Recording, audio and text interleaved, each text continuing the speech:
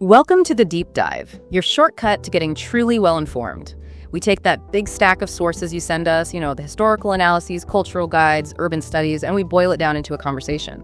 Today, our mission is to really get under the skin of Casablanca, Morocco's, its economic powerhouse. If you only know the city from that classic film, you're really missing most of the picture. Our sources today take us way beyond that postcard image. We're looking at the city's layers, massive mosques, Art Deco history, sure, but also its modern social issues and how cinema is reflecting those. Exactly. Casablanca, as the sources show, is really a city of stark contrasts and rapid change. It's been constantly reshaped first by colonial designs, now by global forces. We'll be digging into how that history plays out today, especially with its changing role in African migration patterns. It's complex. Okay, let's unpack that. Architecturally, I guess we have to start with the Hosana II Mosque. It's just huge. Second largest functioning mosque in Africa, right? And that minaret, 210 meters tall. It absolutely dominates the skyline, and its location is probably its most symbolic feature. It literally stands partly over the Atlantic Ocean. Built on reclaimed land. Yeah, a massive platform built out into the sea. It was King Hassan II's specific vision, apparently, to connect the mosque, faith, directly with the water, with the divine, you could say. The engineering details are pretty wild, too. That retractable roof, it weighs 1,100 tons. And it opens in just 5 minutes. Imagine praying under the open sky like that. And the materials you mentioned, agate marble, cedar wood, all sourced from Morocco itself. Almost entirely, yeah. It's just quite a statement in itself. Kafru granite, too, I think. And how is this massive project paid for? We're talking hundreds of millions of dollars. Yeah, estimates are somewhere between, $400 and $700 million. The sources stress it was largely funded by public subscription. 12 million people chipped in. 12 million donors. That sounds like this huge national effort. It was definitely framed that way as a symbol of unity. But I wonder, when something is that big a national project, were contributions purely voluntary? Or was there a bit of social pressure, to participate? Well, the sources focus on the public participation aspect, the pride involved. But yeah, realistically, for a project declared of supreme national importance, there are always going to be social expectations, right? It meant everyone, regardless of class, kind of had a stake in it. Okay, so the mosque is the symbol of modern Morocco.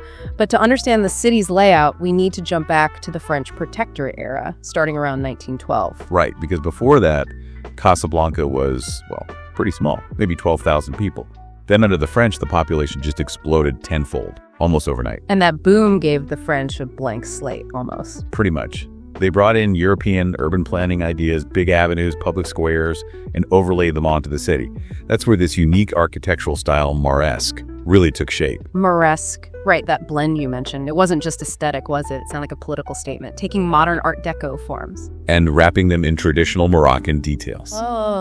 Think intricate zellage tile work, carved plaster, Islamic geometric patterns, wrought iron, all applied to these very sort of angular European building shapes. So the French were building a modern showcase, but giving it a local flavor. Precisely. A showpiece that looked organized, efficient, and paid respect, visually at least, to local traditions. You see it all over downtown near Place Mohammed V. Like the main post office still has original fixtures, apparently. Yeah, that one from 1918. And the Palais de Justice, the Walaya building, they all have that signature look. The sources also mentioned neighborhoods like Mer Sultan. That was the playground for the French colonial elite.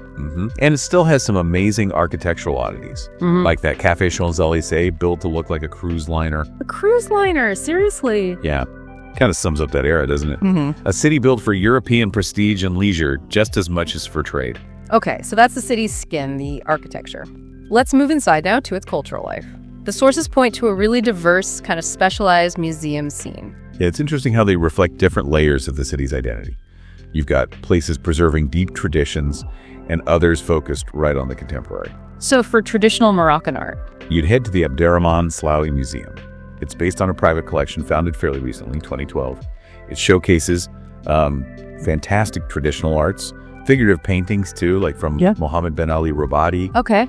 And ornate gold jewelry, plus this amazing collection of vintage Orientalist travel posters, some commissioned from really famous painters like Jacques Majorelle. Majorelle, like the Majorelle Garden in Marrakech. The very same. Yeah. So you get that sense of artistic heritage there. And then for the modern stuff, you pivot to the Villa des Arts de Casablanca. It's actually housed in this beautiful 1930s Art Deco villa, which is fitting. Nice. And it hosts rotating exhibitions of contemporary Moroccan artists. Think names like Ahmed Cherkaoui, Jalali Garbawi, Mohamed Sergini, big figures in Moroccan modern art. And importantly, it's free entry. Yeah, run by a nonprofit. Which makes contemporary art super accessible, you know? That's great. Now, there was one museum mentioned that sounded incredibly significant historically. You mean the Museum of Moroccan Judaism? Yes, that's quite special. Established in 97. And it's one of the only museums dedicated to Judaism in the Arab world. One of the very few, yeah, which makes it incredibly important. And the building itself has a history. It used to be a Jewish orphanage back from 1948. Wow. What kind of things does it display? It really preserves the history of Morocco's Jewish community. You'll see ritual objects like a bima, that's the platform for reading the Torah from an old synagogue, the Beni Yissakhar synagogue. Traditional clothes, photos, even a reconstructed jewelry workshop. It tells a story that's often overlooked. That sounds vital. Any other cultural spots highlighted? Yeah, for music lovers, there's Darul Ala. It's in the Hebes district and focuses specifically on that Moorish Andalusian musical heritage. Andalusian music. Rich history there. Absolutely. And they apparently host regular concerts, often on Thursday evenings, serving traditional mint tea. It sounds like a lovely experience. So a real mix from fine art to unique history to music. And a couple of smaller, maybe hidden gems too, like a tiny museum for Abdelwahab Dukali in the Liberty Building, and even a kids' educational play park called A Museum. So something for everyone, really. All right, let's move from culture back to the pulse of the city. Yeah. The Central Market on Mohammed V. Boulevard. The Marché Central. Yeah, built back in 1917, neo-Moorish style. After the old Medina, this is really the city's main shopping hub. It's known for? Seafood. Definitely seafood. It's right on the Atlantic, so you get incredibly fresh fish. And the oysters. People rave about the oysters, especially the ones from Dakhla down south. Dakhla oysters, okay? I've heard of those. Yeah, they're famous. But you also get everything else. Meat, mountains of spices, nuts, fresh produce. It's a full-on sensory experience. And the sources mentioned something cool. You can buy your fish right there. And get it cooked for you on the spot. Yeah, they're little stalls that'll grill it up for you right away. Talk about fresh. That really shows it as an ecosystem, doesn't it? Not just a place to buy things. Exactly. It's very much a living, breathing part of the city. But, you know, this vibrant place also has a darker history. The sources mentioned it was the site of a bomb attack back in 1953, Christmas Eve. Really? Why? It was part of the Moroccan nationalist movement. A guy named Mohamed Zertouni planted a parcel bomb as a protest against the French exiling Sultan Mohammed VI. Wow. Right there in the middle of the busy market. That's jarring. It is. It's a reminder that this city, even its everyday spaces, were battlegrounds in the fight for independence.